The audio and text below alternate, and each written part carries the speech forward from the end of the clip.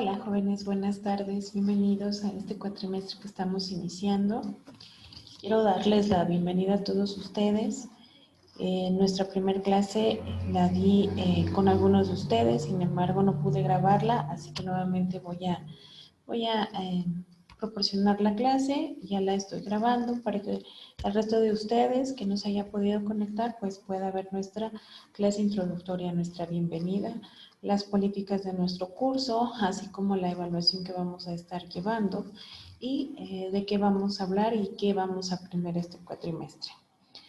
Mi nombre es Brenda Mezquitic Peña, estoy a cargo de la materia de Derecho Internacional Privado, Derecho Procesal Penal y Metodología Jurídica. Vamos a ir analizando poco a poco las materias que vamos a estar este cuatrimestre viendo. Aquí es importante recalcar que hay que estarnos pendientes de la plataforma. Por favor, jóvenes, ya en su plataforma podrán encontrar información de cada una de las materias.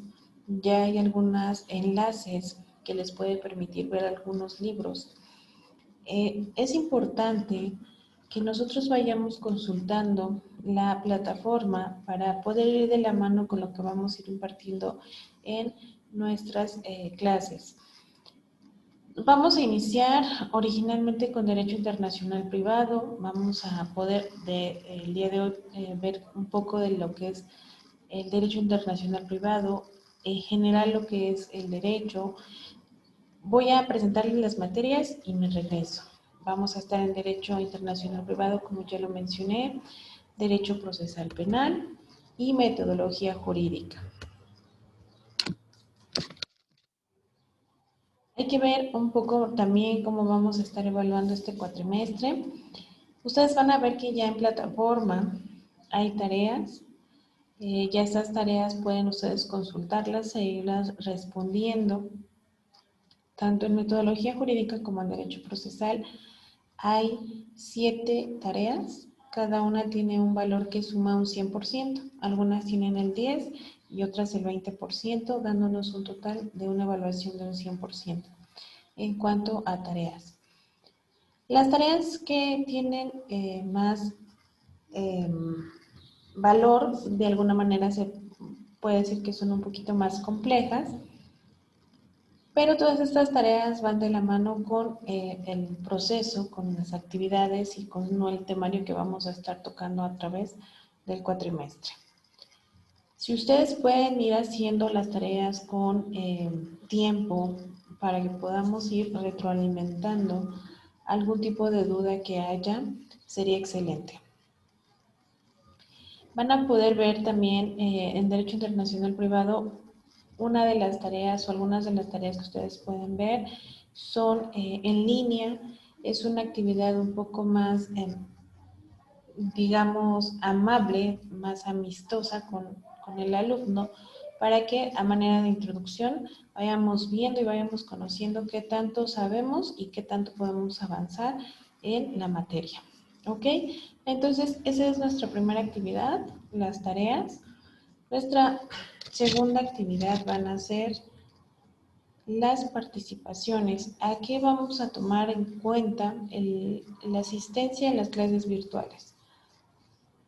Sé que es a veces un poco complicado en el sentido de que ustedes son personas ya con diversas actividades, tanto profesionales, laborales, familiares. Sin embargo, considero que es accesible 1 hora a la semana, a veces un poquito más, a veces un poquito menos, pero sentarnos ante la computadora y poder tomar estas clases. El hecho de que interactuemos como profesor, alumnos, profesor, compañeros todos, pues nos va dejando una retroalimentación más efectiva, más sustanciosa y de alguna manera todos vamos aprendiendo de las experiencias, de las dudas, de los comentarios y a lo mejor de las aportaciones que cada uno de nosotros tengamos. Los invito a todos ustedes a que tomen la clase, a que se conecten Y bueno, en el caso de que no pudiera ser que ustedes se conectaran, bueno, pues es importante entonces que puedan ver las clases y también nuevamente quedarme a sus órdenes, alguna duda, algún comentario, saben que está la plataforma, saben también que están en los celulares, WhatsApp está ahí en los horarios que ya les estableció el director y podemos estar en comunicación por alguna duda, algún comentario, algo que quieran que aportemos más en la materia o a lo mejor alguna situación que ustedes en lo personal tengan, ¿ok? Y por último, las actividades. ¿A qué me refiero con esto? Bueno, pues me refiero al tema de, en algunas ocasiones hay actividades como webinars que se dejan a lo largo del cuatrimestre. De ser el caso que alguna institución nos pudiera proporcionar un webinar o alguna clase en línea de algún expositor diferente respecto de las materias que estamos viendo y contemplando este cuatrimestre, entonces se las hago saber, se las hago llegar y ustedes van a poder participar en ellas. Estas actividades desconozco cuántas sean a lo largo del cuatrimestre, ya que no depende exclusivamente de su servidora. Sin embargo, bueno, es una valoración extra y muy eh, nutrida en cuanto al temario. Entonces, esto es lo que vamos a estar evaluando este cuatrimestre, ¿ok? Me gustaría muchísimo, insisto, que vayamos haciéndolo con tiempo, a efecto de que no haya dudas o que no se nos junte al final las actividades, cuando a lo mejor pudimos irlas resolviendo de alguna manera durante el proceso.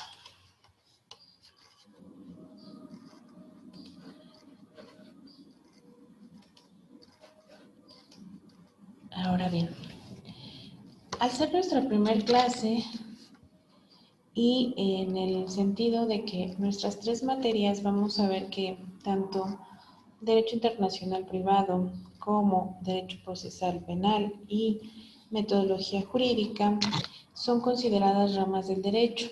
Ahí hay una duda en si metodología jurídica es una rama del derecho o no.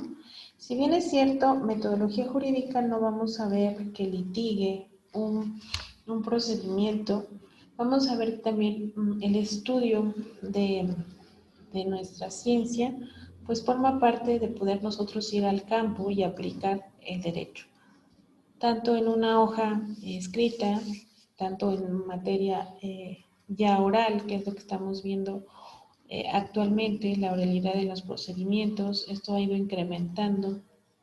Anteriormente, pues no se utilizaba, posterior a eso vino la reforma en materia penal y ahora la mayoría de nuestras materias pues están llevando ese procedimiento de manera oral. Ahorita lo que está en su apogeo es el procedimiento penal mercantil, muy interesante, pues la intención de todo esto es reducir tiempos procesales y hacer una mayor efectividad en cuanto a la aplicación del derecho. Es por ello que vamos a iniciar definiendo lo que es el derecho. Yo sé que ya ustedes son abogados, algunos con un poco más de experiencia, algunos nuevos en el estudio de esta materia, pero desde el momento en el que nosotros queremos ser juristas, queremos estudiar esta ciencia, pues una de las primeras cosas que se nos viene a la mente es qué es derecho. Entonces, ¿cómo definiríamos la materia? Lo comentaba con algunos de ustedes. Actualmente nuestro título o el título con el que ustedes van a ejercer dice precisamente licenciados en Derecho. Anteriormente, si ustedes tienen la posibilidad de consultar con un jurista, estoy hablando de hace unos, no sé, tal vez 30 años, no salían con un título de licenciados en Derecho. El título decía te titulas como abogado. ¿Ok? ¿Por qué? Bueno, porque al final, o la finalidad de nuestra materia es estudiar la protección de algo, o en este caso de alguien. Abogar por ese raciocinio que según nuestro criterio, nuestro estudio y lo que ya investigamos, pues tiene todo su valor. Por eso, todos en este momento somos abogados. Si ahorita entráramos en un debate o en un conflicto, todos tendremos la capacidad de defender nuestra postura, abogar por nuestro criterio, por la experiencia que ya tenemos, por todo esto. Por lo tanto, todos somos abogados. Ahora bien, ¿cómo es que nosotros vamos a llegar a obtener el título, ahora sí, de licenciados en Derecho? Y más aún, ¿qué estamos diciendo que es esta definición? Pues para iniciar vamos a ver que el derecho es un conjunto de normas que nos va a traer una situación independiente, individualizada y con ciertas características. De manera muy general vamos a ver que hay mucho tipo de normas, pero en materia de derecho vamos a aplicar a una que es la norma jurídica. Vamos a ver que hay varios tipos de normas, como es la norma social, la norma religiosa y la norma moral y la norma jurídica.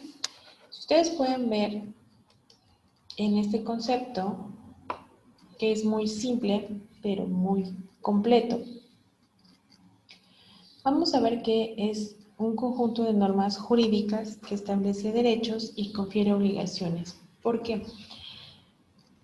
El derecho, como tal, como su nombre lo dice, nos da derechos. Nos da derechos, por ejemplo, a circular por la calle. Vivimos en un país libre, nos da derecho a no ser esclavos de nadie, artículo 1 constitucional. Pero al mismo tiempo nos va a conferir obligaciones. Estas obligaciones pueden ser inmersas tanto en el derecho como en la obligación. Ejemplo, tengo derecho de ir caminando por la calle sin ser molestado en mi persona y tengo la obligación a su vez de no molestar a nadie en mi caminar. Es decir, yo no puedo ir rayando paredes eh, o los hombres orinando en el camino, a lo mejor ir agarrando las cosas que yo me encuentro porque tienen un dueño. Entonces, es un asunto, y ahorita vamos a ver las características del derecho, es un asunto de dos o de más de dos, ¿ok? Contrario sensu, las normas sociales, por ejemplo, son normas que vamos a llevar a cabo porque nosotros así nuestro criterio lo dice. Por ejemplo, una norma social sería a lo mejor saludar, ¿sí? Llegar a un lugar y saludar. Si yo llego y saludo, según mi criterio, eso es ser educada. Pero a lo mejor las personas que están ahí no me contestan, o si hay 4 me contestará 1 o 2 o 3, porque a lo mejor a las personas que no contestan dentro de su ideología, pues no es eso no está parte del trato social. ¿Cuál es la diferencia con las normas jurídicas? Bueno, que las normas jurídicas tienen una exigibilidad, las normas sociales no. Si no me contestan el saludo no pasa nada, no hay una sanción. En el caso de bueno, vamos a ver las características para que podamos ejemplificar las otras clases de normas. Ok, las características de las normas jurídicas son 4. Una de ellas es que son normas heterónomas. ¿Qué quiere decir esto? Pues que son normas impuestas por alguien distinto a nosotros. En el ejemplo que ponía de las normas sociales. La norma social, a lo mejor papá o mamá me dijeron que yo tenía que llegar y saludar, pero nadie me las está imponiendo. Fue algo que yo decidí hacer. ¿Ok? contrario sensu, las normas jurídicas sí están establecidas en una ley. Alguien diferente a mí, en este caso un legislador, las estableció. Y yo les ponía un ejemplo muy claro. El ejemplo de transitar por la calle. ¿Ok? Hay una ley, un reglamento de tránsito que nos dice cómo circular en un vehículo. Si tienes que circular siempre a tu extrema derecha, por ejemplo,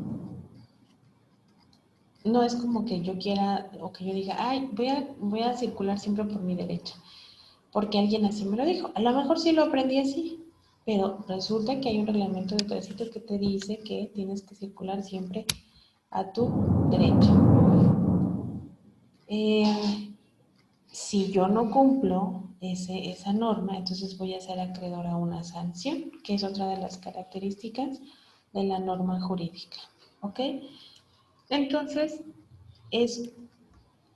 existe esta heteronomía. Alguien ya estableció eso en un reglamento, y así como esas muchas otras, o todas las normas jurídicas. Diferencia de las normas, como poníamos el ejemplo, de trato social. Las normas bilaterales, que es otra característica, quiere decir que existen dos partes para esa norma, la que lo debe cumplir y la que ya lo escribió. Y vamos nuevamente al ejemplo. Alguien ya escribió la norma de tránsito. Yo debo de cumplirla. Y alguien más, que nos llevaría a la tercera característica, nos va a obligar a responder sobre ese actuar nuestro. ¿Ok? Por ejemplo, un ejemplo distinto de una norma bilateral. Yo decido que, bueno, en este caso, por ejemplo, vamos a poner el ejemplo de un caballero. Un caballero decide que se separa de su esposa y tiene 2 hijitos, y entonces él, por su propia voluntad, sabe que tiene que mantenerlos. Eso es correcto. Ahí puede entrar una norma de carácter moral. Su moral le hace no abandonarlos, no dejarlos solos y poder darles o aportarles esta economía. Pero esa norma también se convierte en una norma de carácter jurídico. ¿Cómo? Bueno, porque también hay una ley, un código civil, un código donde dice que si tuviste hijos, es tu obligación proporcionarles alimentos que satisfagan sus necesidades básicas de comida, de salud, de estudio y de recreación. Entonces, ahí si el caballero de nuestro ejemplo no quisiera pagar esos gastos, entonces ya estaríamos en la posibilidad de exigírselo, ¿ok? Ya una persona diferente a él, a su moral, a sus principios, a todo lo que traía de casa, lo estableció. Y entonces esa persona ya tiene la obligación y podríamos nosotros exigírselo a través de un procedimiento judicial.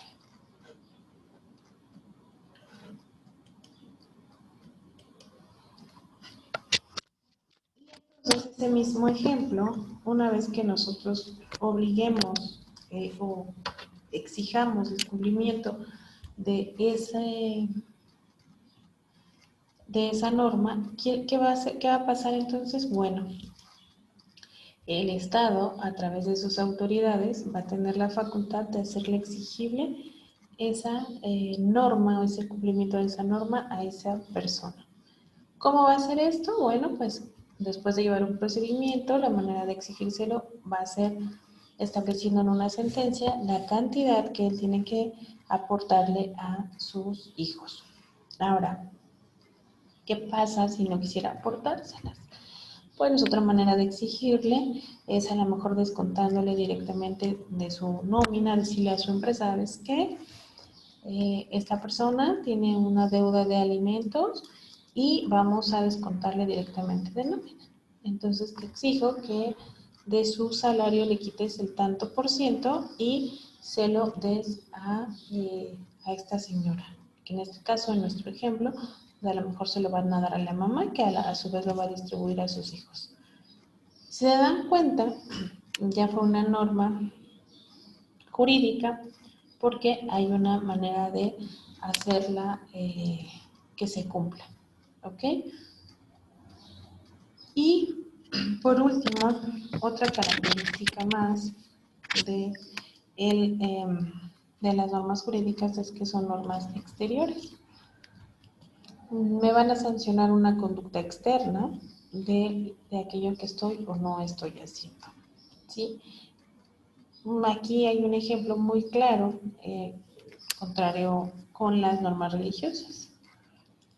Por ejemplo, si yo pienso que voy a matar a alguien pero recuerdo que mi religión me dice que no tendrás pensamientos impuros o alguna cosa así, y ya pienso que un ser, llámese como se llame y libre de toda religión, es solamente un ejemplo, va a venir y me va a sancionar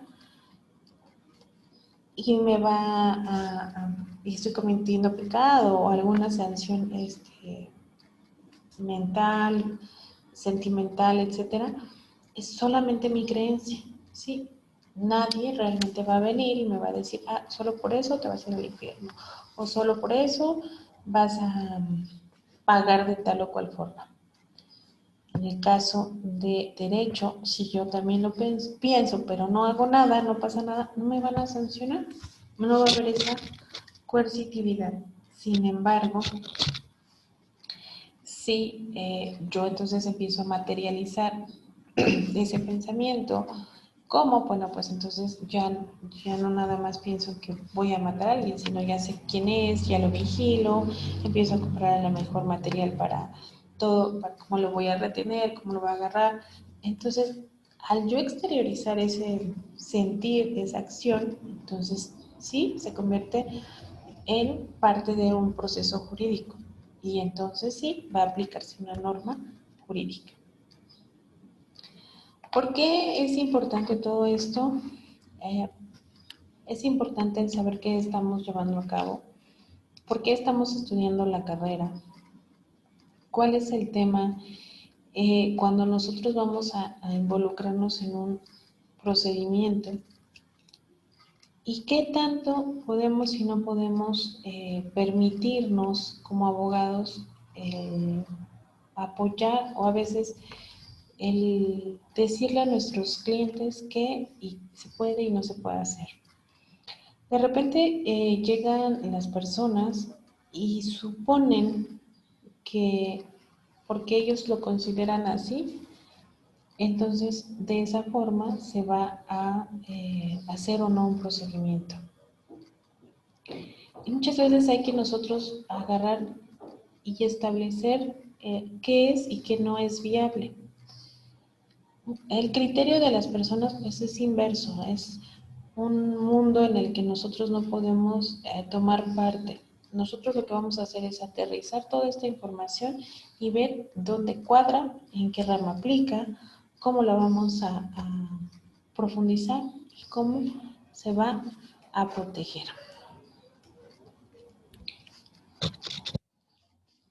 Y bueno, después de eso tenemos una separación y aquí tenemos una rama, de hecho, de nuestras materias privada y una pública. Y para ello vamos a iniciar definiendo lo que es el derecho público, el derecho privado y el derecho social.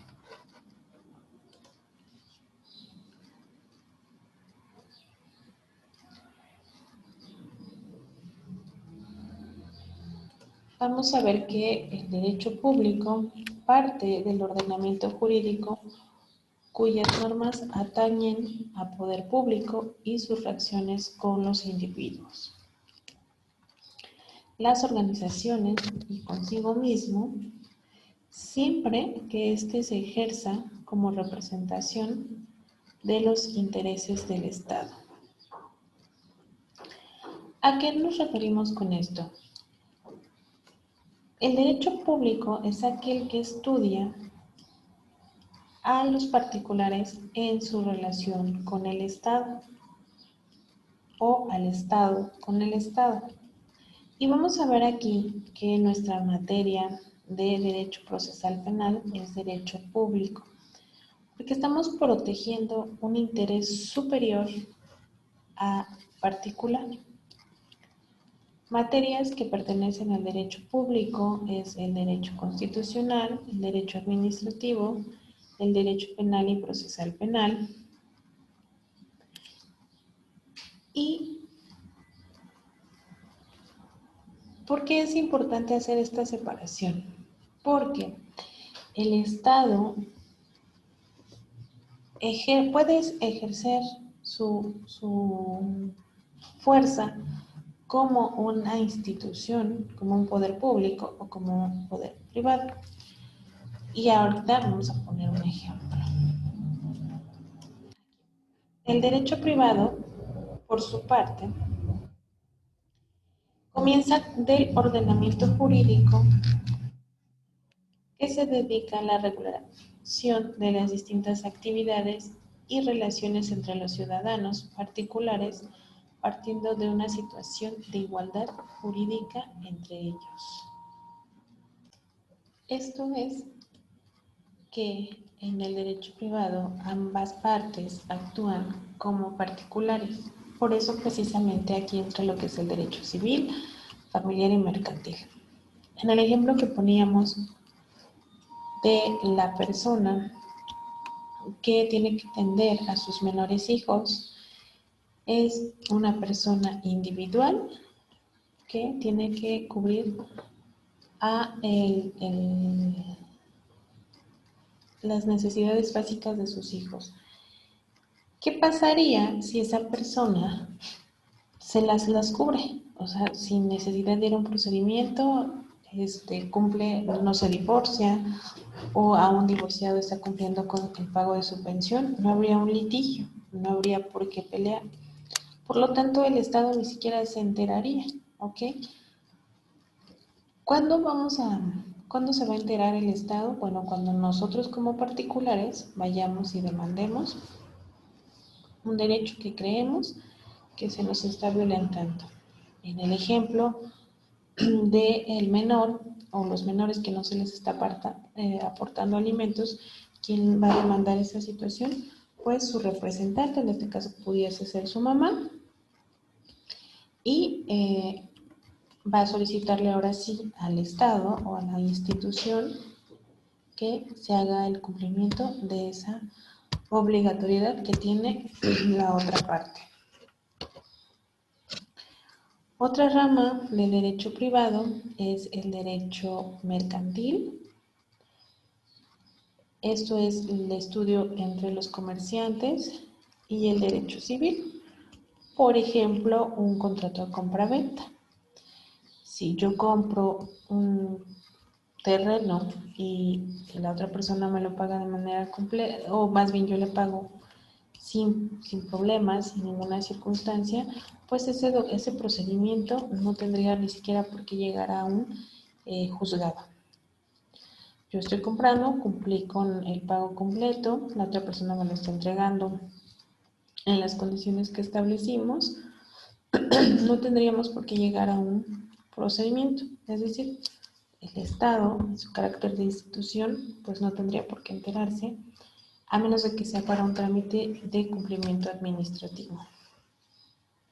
Pero sucede que dentro de ese procedimiento de compra-venta, yo me quedan a deber o yo quedo a deber y ya no me quieren dar el predio, o a lo mejor yo no quiero pagar, o nos quedamos a la mitad, o resulta que a lo mejor el predio estaba grabado, o resulta que a lo mejor salieron otros posibles dueños,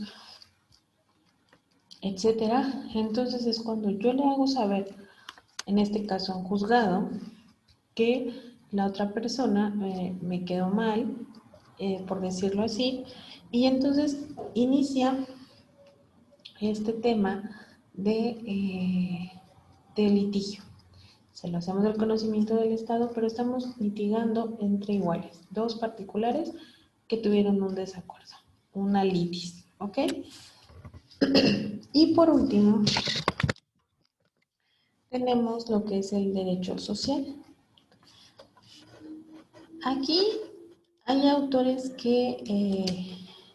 o juristas que no están de acuerdo con esta definición, porque dicen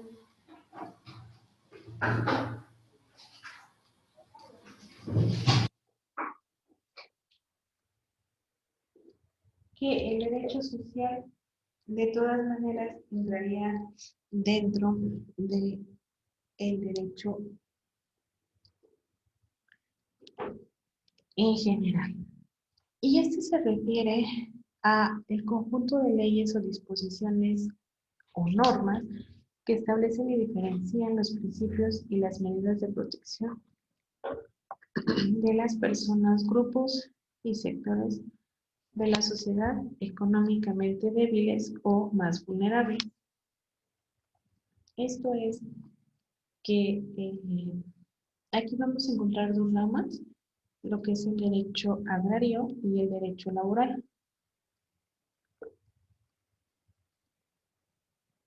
¿Por qué estas ramas son consideradas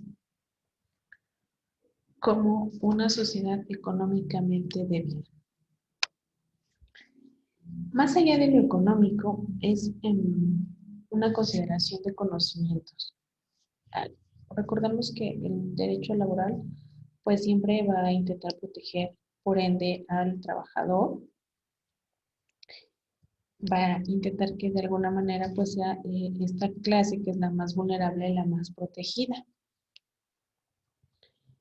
En el caso del derecho agrario, nosotros sabemos que esas personas que tienen la fortuna de ser dueñas de propiedades, pues tienen de hecho mucha economía, sin embargo esa economía está parada, es una economía en un bien inmueble y pocas de ellas les permite a lo mejor el estudio precisamente de la protección de su tierra y por eso son ya denominados los grupos más vulnerables.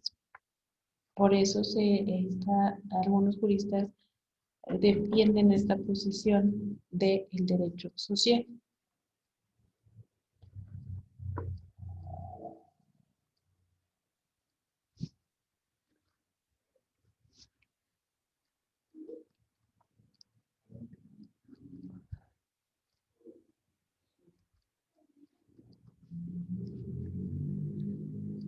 Recordemos también que a los tribunales laborales también han cambiado.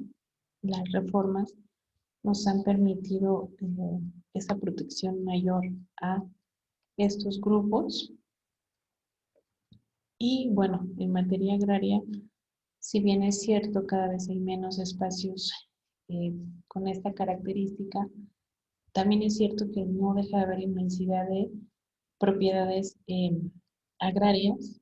De repente salen programas que el Estado emite con el objetivo precisamente de regularizar esas tierras y no dejar en un estado de indefensión a estas personas. Para acercar esto que estamos diciendo, ese derecho a las personas en ese sentido, pues que tienen la característica de ser vulnerables. Por otro lado, vamos a ver lo que es la diferencia del derecho positivo del derecho natural. Y vamos a ver que el derecho positivo es un conjunto de normas jurídicas establecidas por un órgano legislativo y recopiladas en un código o leyes. Esto es que este derecho positivo son todas aquellas leyes que nosotros vamos a encontrar escritas, que en algún momento, algún día se escribieron, se dictaron, se analizaron y fueron ley. De ahí vamos a ir a ver lo que es el derecho vigente, es decir, todas esas normas que están vigentes actualmente. Por ejemplo, nosotros actualmente tenemos un código civil y un código de procedimientos civiles. Tenemos un código administrativo, tenemos El de esos códigos, la última reforma, eso es derecho vigente. Por ejemplo, también tenemos una constitución vigente con una última reforma, donde a lo mejor se han modificado ciertos artículos, eso es derecho vigente. Sin embargo, también tenemos una constitución de Cádiz, eso es derecho positivo. Está ahí, algún día fue ley, se promulgó, tuvo un procedimiento, pero ya no es derecho vigente. Ya no podemos aplicar esa constitución. ¿Por qué? Porque nuestra constitución ha tenido una serie de cambios, de reformas, etc. Diferente. El derecho natural es el conjunto de derechos universales anteriores e independientes del derecho escrito. Esto es con lo que nacemos, con lo que existe en la vida. ¿Ok? Lo que tenemos de manera independiente y natural. Precisamente por eso su nombre de derecho natural. Y ahora vamos a ver justamente que el derecho internacional privado, aquí si vimos ya la diferencia entre derecho público y derecho privado, ¿cuál creen que sería la diferencia entre el derecho internacional privado? Vamos a poder definir el derecho internacional privado como un conjunto de normas jurídicas, que ya hablamos y definimos por qué son normas jurídicas, que deriva y le es aplicable las relaciones internacionales. Esto es, nosotros podríamos encontrar el derecho internacional público y el derecho internacional privado. El privado, por ende, va a estudiar a los particulares, pero en un ámbito internacional, es decir, fuera de nuestro territorio mexicano.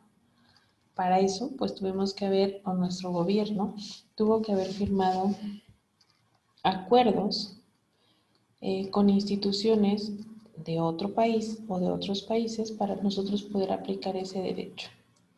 Si nuestro tema fuera el derecho internacional público, podríamos ver ahorita un ejemplo muy claro con la convención que apenas hubo estos días de dos mandatarios, tanto de Estados Unidos como de Canadá, que vienen a México con la intención de llegar a acuerdos internacionales, nada más que esos acuerdos internacionales que se firmaron son de carácter público.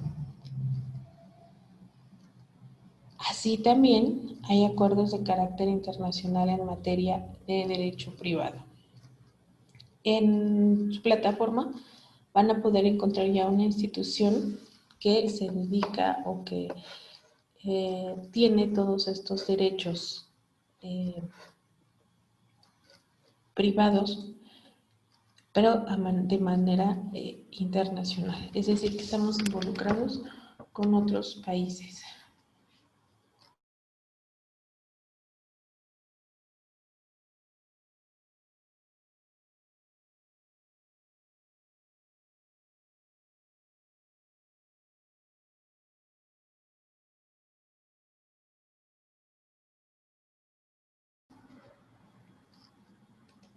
Entonces,